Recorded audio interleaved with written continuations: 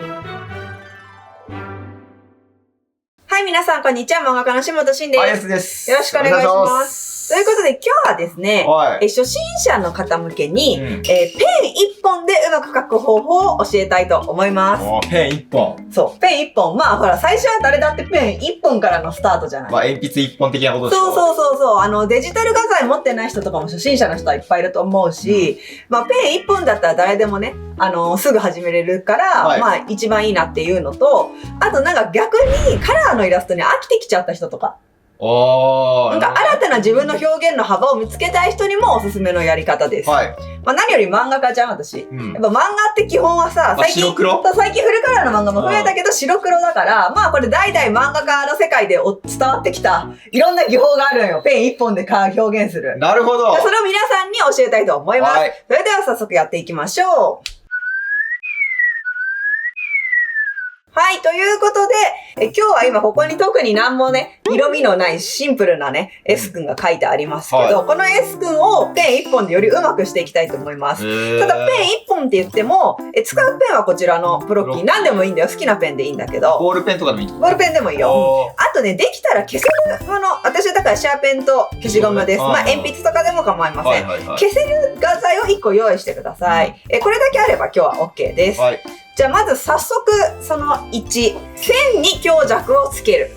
ペンだと本当に強弱って意識してもつかないんだよね。こう同じ力で。漫画家とかがよく使う G ペンとかだと強弱自然とついたりするんだけど、この平坦な線で書くんじゃなくて、超極端な例だけど、こういう感じで太いとこ細いとこ太いとこみたいのを作っていく。なるほどね。っていうイメージ。これをじゃあ絵にしたらどうなるかっていう感じなんだけど、絵にするとこんな感じ。やっぱパッと見うまいのどっちって言われると、まあ好みは正直あるけど、まあこっちのはやっぱちょっとなんか熟練度が上がってるようなイメージ。まあ確かにね。だと思うんだよね。で、実際じゃあこれどこ太くしたらいいんですかって。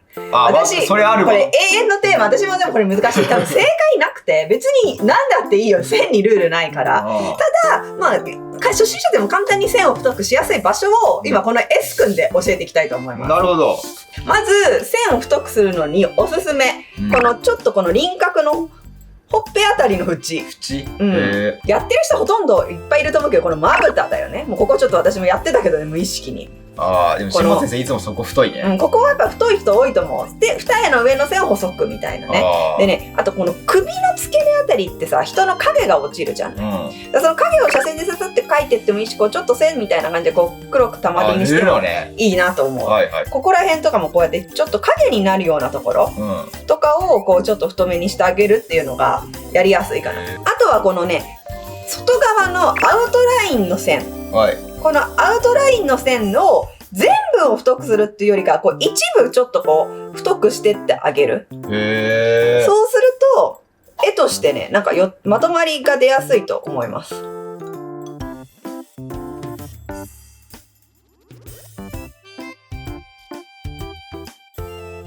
という感じで、まあちょっと線をまず強弱をつけてみました。これでさっきよりすでにね、ちょっとワンランク S 君良くなってると思います。薄いやつよりも濃い方がいいね。じゃあ次、2ステップ目教えたいと思います。次はですね、掛け編みという技法を教えたいと思います。聞いたことはある。で、どんなものかっていうと、今ここの画面に出ているもの。これが掛け編みです。で、書き方を今から教えていきたいと思います。これのね。この消せるペンで四角を書いてください。OK、四角書いたね。この線はよくよく消しちゃいます。まず、1掛け。1、この中の線の本数は正直ルールないんで好みで。関係ないんだ。何個でもいいんだ。2掛けいきます。2だから2本ってこと？そういうことだね。まあ要はだからこれ上に線描くね。こうね。で、こうね、今。3掛け。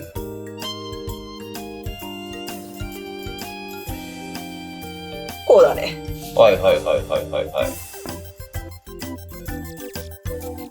これが1掛け、2掛け、3掛け、4掛けで、最後に書き終わってインクが乾いたらね、みんな。インクが乾いたら、この四角を消します。これで掛け編みの完成。まあこれ今1個単体で見てるとあれだけど、画面に映ってるこの集合体を見ると、ちょっとグレーに見えたりする。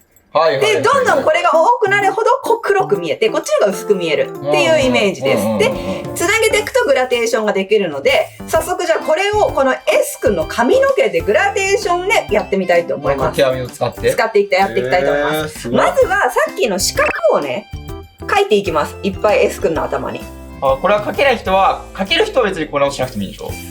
まあしなくてもいいんだと思うんだけど、描ける人はね、頭の中で想像して、私は絶対にこの四角を描く。こうやって描いてたの？マジ？先にこの四角を、私も昔この掛け網を漫画の中でよく使うことあったんだよ。最近はほらデジタルがで素材がいっぱいあるから自分で描かなくてもいいんだけど、でもやっぱ昔は自分で描いてたから、その時は先にこういう四角をいっぱい描いてた。あ、そうなんだ。なんか頭の中でもちろんできる人はいいんだよ。頭で四角でこう今のをいっぱい組み合わせていけば。でもなんかうまくできないから私は先にこの四角を描いてた。で、この四角を描く時のポイントなんだけど、同じ方向でこうやっていっぱい四角を描かないこと。こうやって。あ、そうなの？1個四角を描いたら次はこういう角度でこういろんな角度の四角を並べてってあげてください。こうやって。それはなんで？そうした方が掛け網になった時に、これでやっちゃうと全部が同じ方向の線になっちゃう。そういうこと。ダメじゃない。こういう表現の仕方もあるけど、でもこっちの方がこうぐちゃぐちゃなる分、遠くから見た時には綺麗な掛け網に見えると。そうなんだ。だからなるべくこの四角をね、こういろんな角度の四角にしてあげる。まあその髪の毛だったら髪の毛に入る形で適当に描くとか。そう。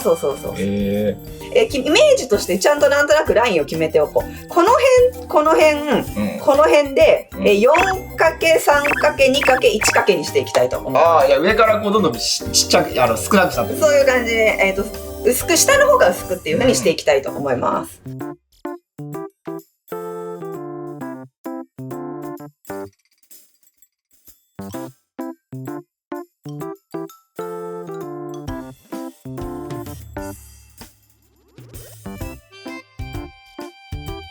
はい、ということで描けました。で、これ今まだうっすらグレーの線があるからね、これを消します。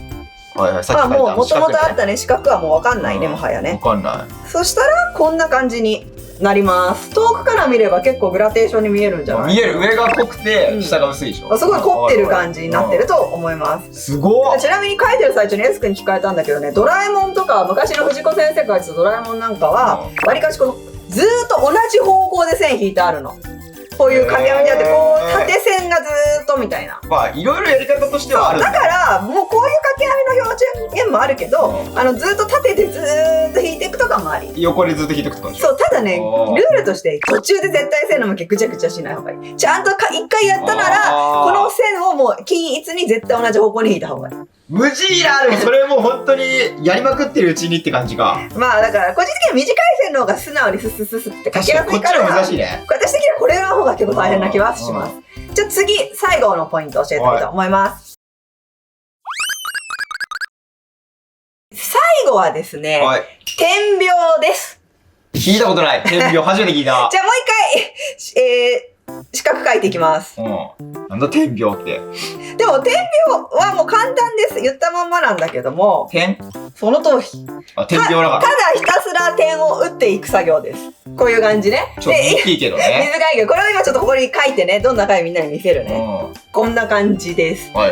まあもうね、シンプルに点を打っていくだけなの。で、量を多くする、少なくするなんだけど、ポイントとしてはね、もうみんな見えないかもしれないけど、垂直に点をね、トンと打つこと。こう、下手な人だと、こう、ビヨッビヨッビヨッビヨみたいになっていっちゃうの。大げさだけどね、こうしちゃうともうダメ、汚いから。もう、てんてんてんてんてんてんてんてんてんみたいな感じで、均等に打っていくこと。で、なるほどね。これは掛け網みたいにね、正直四角でこんなくっきり使うこと基本的にないの。もうシンプルにグラデーションをこう、タタタタタタタがこうかけていくっていうだけなんだけど、なるほどね。これを使えるもうちょっとまた他の方法として、少女漫画でね、誰もが見たことあると思うんだけど、こんな感じで、もともと描いた線は消しました。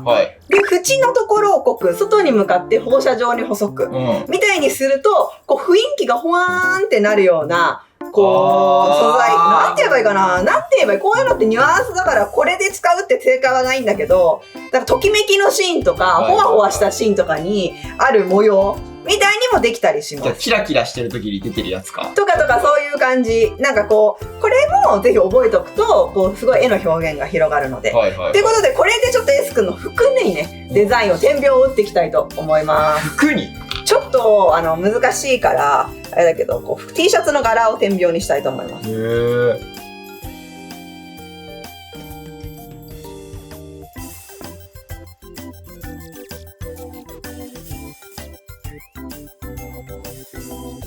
はい、ということで最後 S 君の T シャツを点描のみで表してみました。めっちゃなんか立体的な山みたいになってすごいよこれ。で、目の中もね、シンプルな横線一本の掛け編みっていうかな、こう濃い薄いの掛け編み、まあちょっとわかりづらいけどここは横線だけでにしてます。っていう感じで、これまあもう本当に昔から日本のもう良い技術だと思う。やっぱ日本の漫画家の先生が考えたっていうより多分昔からあるんだと思う。こういうやり方がね。多分やっぱ日本って白黒な文化っていう感じちょっとあるじゃん。ああ、確かに。もともとがそんなにカラフルなものっていうイメージないじゃん。だから、まあこういうね、日本人が得意な私表現なんじゃないかなって逆に思うんだよ。ああ、こういう一本で白黒で勝負みたいな。そうそうそう。だからみんな今すごくほら、カラーの技術が発達してて、デジタルとかね。いきなりめっちゃすごいカラー描けると思うんだけども、あえてこういう白黒線画で凝ったね、手の込んだ作品に挑戦するのもいいかなと思います。すごいよ、これ。まあ実際ね、結構時間はかかるけど、やってること自体は簡単なので、ぜひ皆さん早速挑戦してみてください。まあ、掛け編みと点だもんね。そうそう。あと線の強弱。はいはい